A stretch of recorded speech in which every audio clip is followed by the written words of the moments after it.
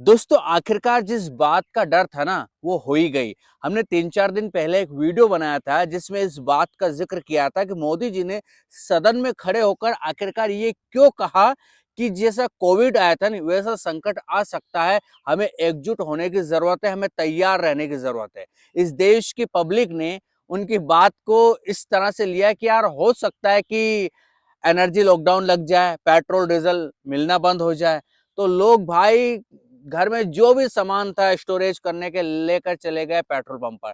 और petrol pump पर देश भर के कोने कोने से ऐसी खबरें निकलकर सामने ही ऐसे विजुअल्स आए कि बस लाइन लगी पड़ी है भाई। तो ये हालात जो पैदा हुए ना उसके पीछे सीधी सी बात है कि मोदी जी ने जो बात बोली बस उसको पब्लिक ने अलग ही तरह से ले लिया कि यार कोविड का जिक्र किया है तो हो सकता है कि एनर्जी लॉकडाउन आ जाए और फिर पेट्रोल डीजल मिलने की बहुत ज्यादा तकलीफें आए और मिलने ही बंद हो जाए। वैसे सरकार दावा करती है कि पेट्रोल डीजल की कोई कमी नहीं है, बहुत सारा है, लेकिन असलियत तो आप भी जानते हैं, हम भी जानते हैं, पूरा देश जानता है। लेकिन आप सोचिए कि शायद देश के पहले ऐसे प्रधानमंत्री होंगे जिनके राज में आपको समय समय पर लाइनें लगाने की जरूरत आन पड़ती है। चाहे वो नोटबंदी की बात हो गई, चाहे वो कोविड की बात हो गई, चाहे अब वो एनर्जी लॉकडाउन की बात कर सकते हैं हम, जिस तरह से पेट्रोल डीजल के मामले में लाइनें देख रहे हैं।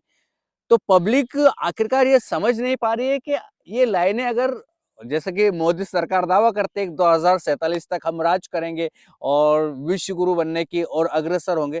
तो अगर 2047 तक बीजेपी सरकार रही, मोदी सरकार रही, तो आप मुझे कमेंट में बताइए कि किन किन चीजों के लिए और आपको इस तरह की तकलीफें झेल सकते हैं। आप अनुमान लगाइए। आप अगर यही समय कांग्रेस का होता तो यही सरकार, बीजेपी सरकार पता नहीं क्या क्या चीजें करती। लेकिन खैर ये सब अलग मुद्दे हैं। मुद्दे की बात तो ये है कि ईरान और इजराइल अमेरिका के इस युद्ध ने पूरी दुनिया को प्रभावित किया है। ये मैं अभी तक का ऐसा पहला युद्ध देख रहा हूं, यानी कि मेरी जो उम्र है उसके हिसाब से, क्योंकि हम कई समय से युद्ध तो देखते आ रहे हैं। क्योंकि रूस यूक्रेन का युद्ध चल रहा था, उधर जो है इराक अमेरिका का भी हमने युद्ध देखा, वियतनाम अमेरिका भी भिड़े पड़े थे, यानी कि बहुत सारे देश भिड़े पड़े। लेकिन सबसे ज्यादा अगर असर हुआ है, सबसे ज्यादा अगर किसी देश के युद्ध ने पूरी दुनिया को संकट में डाला है तो ईरान, इजराइल और अमेरिका का है। ईरान दरअसल वो मानता है कि हम तो उजड़ चुके हैं, हमारे टॉप कमांडर अमेरिका ने मार गिराए हैं, लेकिन वो अब करो या मरो की स्थिति में है। साफ बात है, उसने ठान लिया या तो करेंगे या मरेंगे, अब दो ही रास्ते बचे। इसलिए वो दे दनादन अपनी मिसाइलें फेंक रहा है, गिरा रहा है। और जो अरब कंट्रीज है ना जो अमेरिका के सपोर्ट में या उनके जमीन इस्तेमाल करने देते हैं, उनकी हालत तो भाई पतली हो ही गई है। चाहे आप किसी भी गल्फ कंट्रीज का मामला उठा लो जो अमेरिका के सपोर्ट में खड़े हैं। कुवैत की हालत खराब कर दी ईरान ने, दैब मिसाइलें फोड़, दैब मिसाइलें फोड़। लेकिन सबसे एक और चीज देश में हो रही है, वो है हमारा रुपया लगातार कमजोर होता जा रहा है।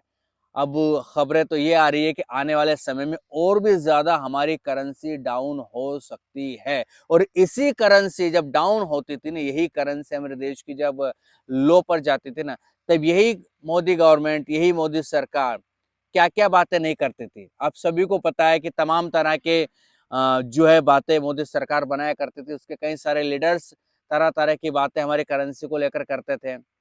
खुद मोदी जी के कई सारे वीडियोस है, उनके कई सारे स्टेटमेंट है जिसमें वो कहते थे, नुकसान गिनाते थे कि अगर हमारे देश की करेंसी कमजोर हुई तो ये नुकसान होगा। गिर नहीं सकता। अरे ये नेपाल का रुपया नहीं गिरता है, बांग्लादेश की करेंसी नहीं गिरती है, पाकिस्तान की करेंसी नहीं गिरती, श्रीलंका की करेंसी नहीं गिरती। क्या कारण है हिंदुस्तान का रुपया पतला होता जा रहा है? ये जवाब देना पड़ेगा आपको। देश आपसे जवाब मांग रहा है। सोचिए हम किस जगह पर आ खड़े हुए हैं। दुनिया को अगर आप देखोगे ना, भारत के साथ बहुत सारे देश चल रहे थे। ऐसा नहीं कि हम हमारा कोई कॉम्पिटिटर नहीं था, बहुत सारे देश हमारे कॉम्पिटिटर थे।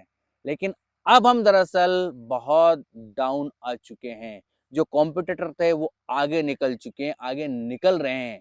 और हम, हमारा आप कॉम्पिटिटर कौन देखते हैं? हम देखते हैं कि देश का मीडिया हमारा कॉम्पिटिटर पाकिस्तान को दिखाता है ना। मतलब जो क्या कॉम्पिटिटर, मतलब आप समझो ना यार। खैर, एक और चीज चल रही है कि देश में आप जो बोल रहे हो ना, जो आप लिख रहे हो ना, उसके लिए आपको और भी ज्यादा अब थोड़ा सावधान होने की जरूरत है। जी हाँ। तो यार ये सब चीजें देख के लगता है कि क्या हमारी क्या डेमोक्रेसी थी, क्या डेमोक्रेसी होती जा रही है, आने वाले समय में हम क्या बन जाएंगे, ये सबसे बड़ी चिंता की बात है। आपको क्या लगता है, देश में आप किसी भी मुद्दे को उठाकर देख लीजिए, हम कहीं बार भी आपको ऊपर दिखाई नहीं देंगे, यानी कि हमारी कहीं भी बेहतर पोजीशन दिखाई नहीं देगी। यही वो जनता है जब डाउनफॉल होता था, करप्शन बढ़ता था, नेता भ्रष्टाचार में लिप्त पाए जाते थे, सरकार महंगाई को कंट्रोल करने में फेल हो जाती थी, रोजगार देने में फेल हो जाती थी, तो यही जनता सवाल उठाती थी। बड़े बड़े सेलिब्रिटी ट्वीट किया करते थे जब हमारा रुपया गिरता था, तो अब सब खामोश है भाई। और इसीलिए तो 2014 में भारी बहुमत से सरकार को लेके आए थे, जनता पब्लिक लेकर आई थी, क्योंकि जनता को ऐसा लग रहा था कि यार कांग्रेस महंगाई को कंट्रोल करने में बिल्कुल फेल हो चुकी है। और बेशक महंगाई थी उस वक्त, ऐसी कोई बात नहीं महंगाई नहीं थी, रोजगार देने में फेल हो चुकी है। लोगों को ऐसा लगा था कि हम सरकार पलट देंगे तो सब चंगा हो जाएंगे, और चंगा हो जाएंगे क्या, ऐसे ही वायदे किए गए थे, ऐसी ही बातें की गई थी कि हम ऐसा कर देंगे, इतनी स्मार्ट सिटी बन जाएंगी, है ना, बुलेट ट्रेन चल जाएगी, रोजगार 2 करोड़ नौकरियों की बातें हो रही थी, है ना। मतलब वायदे, जितने भी वायदे किए गए, क्या उन वायदों पर अब चुनाव लड़ा जाता है? आप खुद रिमाइंड कीजिए, जब 2014 और उसके बाद का अगला चुनाव फिर लोकसभा का हुआ, जो 2014 में घोषणा पत्र में वायदे थे, क्या उन वायदों पर फिर अगला चुनाव जो लड़ा गया, वो क्या वायदे वही थे? नहीं, बदल दिए गए। क्यों? क्योंकि दरअसल वो वायदे पब्लिक को अट्रैक्ट करने के लिए थे, 15 लाख खाते में आएंगे, इस तरह की बातें हुई थी। क्या हुआ सब जानते हैं सारी चीजें। अब नए नए, जैसे अब लोकसभा का चुनाव 2029 के दरमियान अगर होगा, फिर नए वायदे आपके सामने आएंगे। लेकिन पब्लिक शायद समझ रही है या नहीं समझ रही है, मुझे नहीं लगता है, लेकिन टाइम लगता है। किसी भी सत्ता को अगर 10 साल, 15 साल, 20 साल दे रहा ना, तो यकीन मान के चलिए, अगर वो अपने काम में फेलियर हुए ना, उसने जो वायदे किए वो नहीं पूरा कर पाई ना, तो वो फिर बहुत लंबे समय के लिए सत्ता से आउट ऑफ हो जाती है।